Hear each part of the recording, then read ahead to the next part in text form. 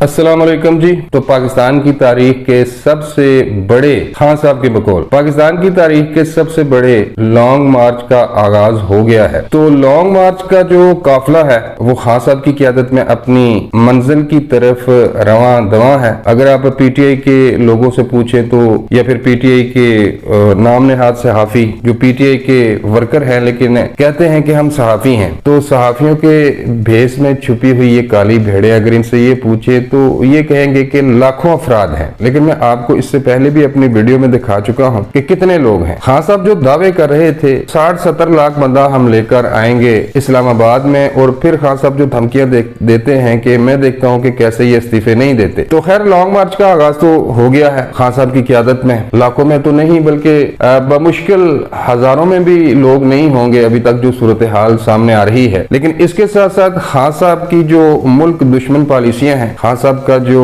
Agenda है कि मुल्की मैशत को खान साहब ने बर्बाद करके छोड़ना है, यानी जो इनके दौर में कसर रह गई थी वो खान साहब ने पूरी करनी है। तो भाई तहरीक इंसाफ में भी कुछ ऐसे लोग हैं जो समझ रहे हैं, जो देख रहे हैं खान साहब की हरकतें। खान साहब को तो एक खास एजेंडे के तहत लाया गया है, लेकिन जो पॉलिटिशियन है जिन्होंने पूरी उम्र सियासत करनी है वो खान साहब की इन हरकतों से खुश नहीं है। पंजाब के हवाले से काफी दिनों से ये खबरें आ रही हैं कि पंजाब में भी तब्दीली का अमल शुरू हो चुका है, क्योंकि खान साहब की अपनी पार्टी के लोग, अपनी जमात यानी कि पीटीआई के लोग अब खान साहब की मुल्क दुश्मन पॉलिसियों से तंग आ चुके हैं। और खबर जो अब सामने आई है वो ये है कि तहरीक इंसाफ पंजाब असेंबली के एमपीए खुर्रम लगारी साहब ने बाकायदा तौर पर पार्टी को छोड़ने का ऐलान कर दिया है। और इसके साथ साथ उन्होंने कुछ और भी दावे किए हैं। खुर्रम लगारी साहब ने यह कहा है कि मैं अकेला नहीं हूं, मेरे साथ कोई 5-7 लोग और भी हैं। अब्दुल हई दस्ती और अलमदार कुरैशी साहब का नाम भी सामने आ रहा है। ये 3 नाम तो सामने आ चुके हैं, लेकिन इनका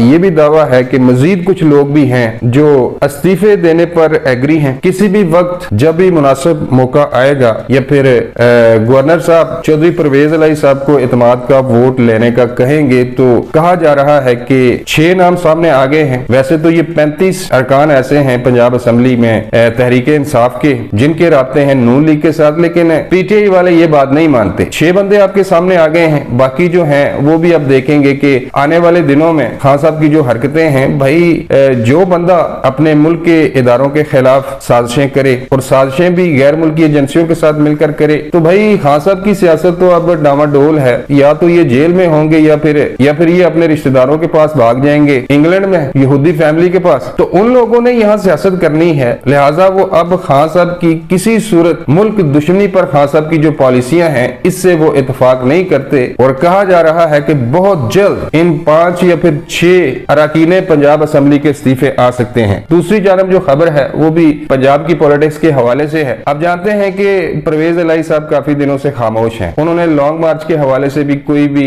रद्द-ए-अमल का इजहार नहीं किया, बल्कि वो तो कोई 1.5-2 हफ्तों से लंदन में थे। वहां पर कहा जाता है कि उन्होंने मियां नवाज शरीफ साहब से भी मुलाकात की है, लेकिन मियां साहब ने चौधरी परवेज इलाही के किसी भी मुतालबे को या किसी भी इनकी ख्वाहिश को मानने से इनकार कर दिया था। तो अब जो खबर है लॉन्ग मार्च का आगाज हो चुका है। दूसरी तरफ काफ लीग के जो सरबराह हैं वो तो भाई चौधरी शुजात साहब हैं। तो चौधरी शुजात साहब ने चौधरी परवेज इलाही को वाज़िया और साफ साफ अल्फाज में ये कह दिया है कि सबसे पहले आप पाकिस्तानी हैं और उसके बाद आप पंजाब के वज़ीर आला हैं। लिहाजा अगर लॉन्ग मार्च की आड़ में पंजाब में अगर कोई फितना फसाद या खून खराबा करने की कोशिश करता है तो ये आपकी जिम्मेदारी है कि पूरी कुव्वत के साथ उसको रोकें। यानी कि उनके कहने का मकसद ये है कि अगर तहरीक इंसाफ पुरअमन रहते हुए लॉन्ग मार्च करती है तो इसके रास्ते में रुकावटें खड़ी ना की जाएं, लेकिन अगर ये कोई फितना फसाद पैदा करने की कोशिश करते हैं, खान साहब कहते हैं ना कि मेरा जो एजेंडा है लॉन्ग मार्च के हवाले से वो मैंने अभी अपने करीबी साथियों को भी नहीं बताया। गुज़श्ता रोज आपने प्रेस कॉन्फ्रेंस भी सुन ली इनके अपने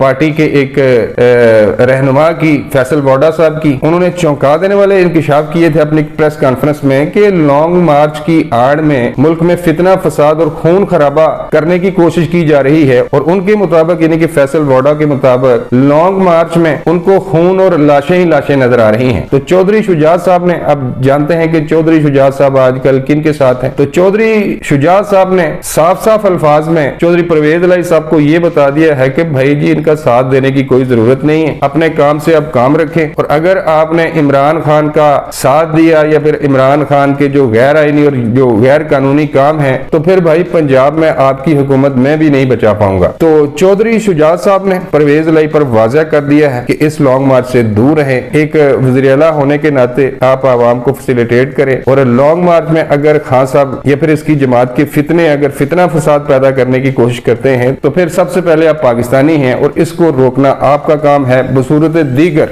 जो 4 दिन आपके पास हैं उससे पहले आपकी हुकूमत को गिराया जा सकता है। तो लॉन्ग मार्च तो वैसे ही ठंडा है। दूसरी तरफ पंजाब में पीटीआई के जो एमपीए हैं वो 6 तो सामने आ गए हैं, मजीद जो 35 और हैं वो भी बहुत जल्द सामने आ रहे हैं। तो चौधरी परवेज लाई साहब की हुकूमत तो मुझे वैसे ही बचती हुई नजर नहीं आ रही। और इसके अलावा आपको ये भी बताते चले, जो हमारे पास खबरें आ रही हैं कि लॉन्ग मार्च के बाद हो सकता है कि साबिक वज़ीर आज़म नवाज शरीफ साहब भी वापसी का ऐलान कर दें। अब तक के लिए बस इतना ही, मिलता हूं किसी नई वीडियो में। अल्लाह निगहबान।